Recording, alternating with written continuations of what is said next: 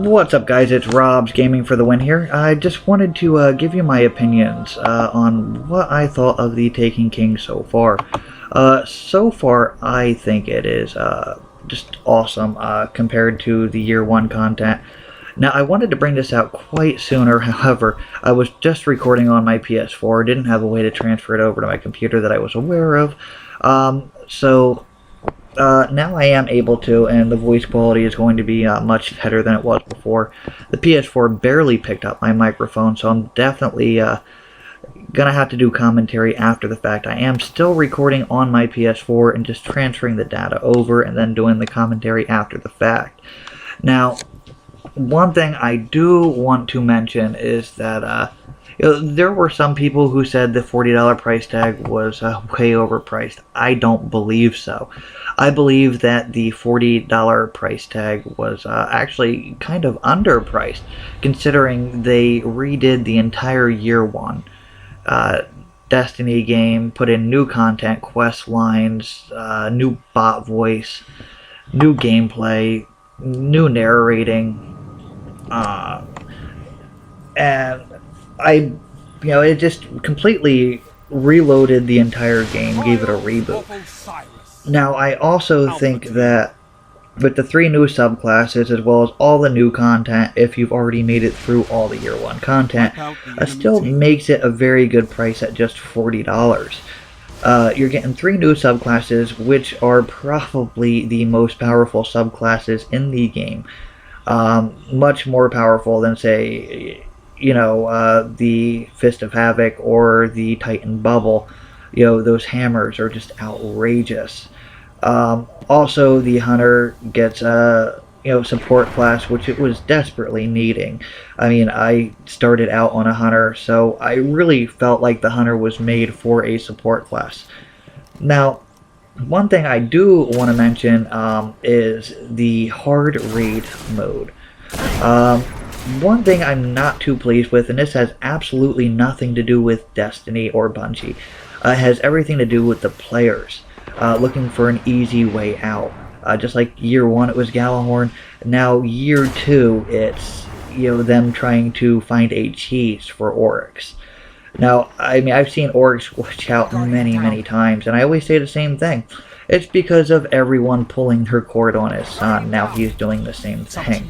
And I say it just jokingly. However, I believe that the Sister Tower cheese, if you want to call it that, I don't believe it is, actually makes it more complicated than actually just doing it normally and taking out the ogres, then taking out the knights, and just putting some shots on those acolytes as well so they don't put the eyes out.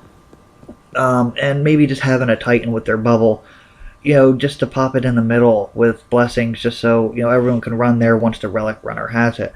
I believe that everyone going up top, keeping the ogres alive, not only puts the relic runner in danger, puts everyone else in danger, causes deaths when it's not needed. Then you have to kill the ogres, jump down. Well, then you still have the knights, and you can say, well, there's one guy up top to take care of those knights. I personally think that's a bunch of bullshit. That one guy is not going to take out 4 knights. Also, if anyone else has noticed this, I don't know, those knights actually can and will take out the orbs, if you want to call them that, as they're detonating.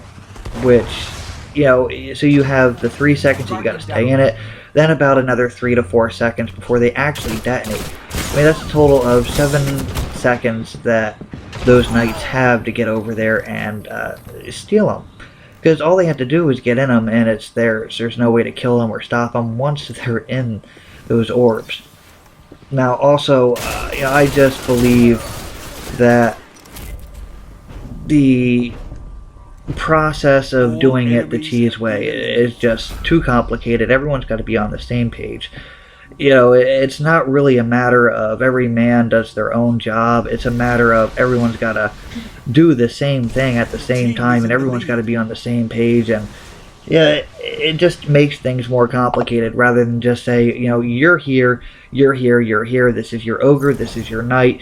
When he calls out, he has the relic. You get to the middle. We get to the middle. We take out the vessel. We DPS on Oryx. The guy with the last knight comes in, probably as we're DPSing orcs.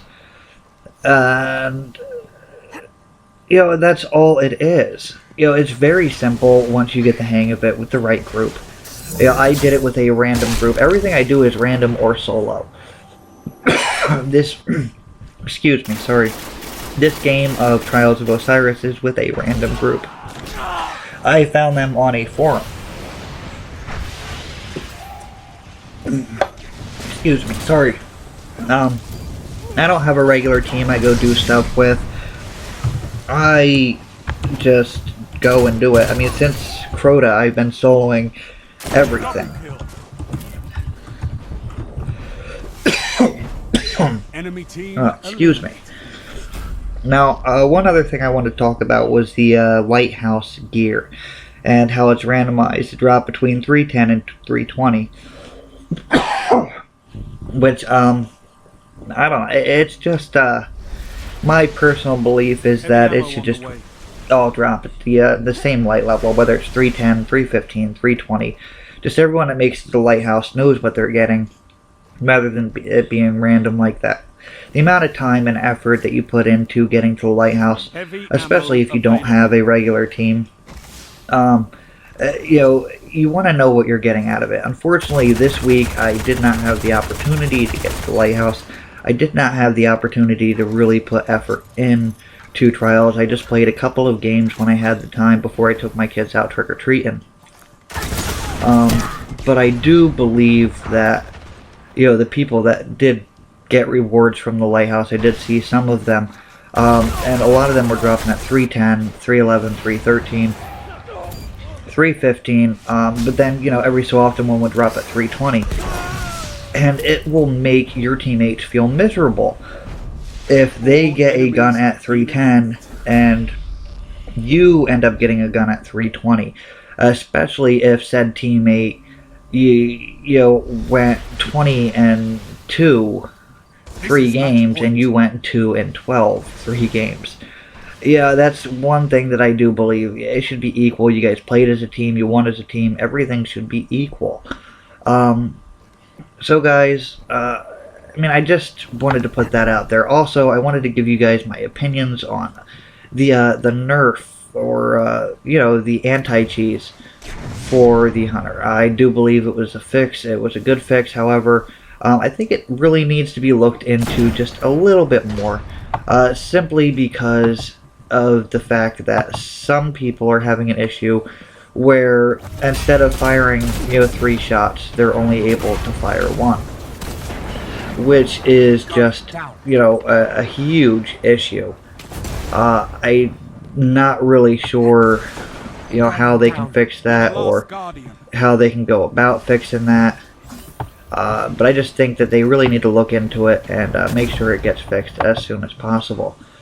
Another thing is, everyone's shouting about the Titan being OP now,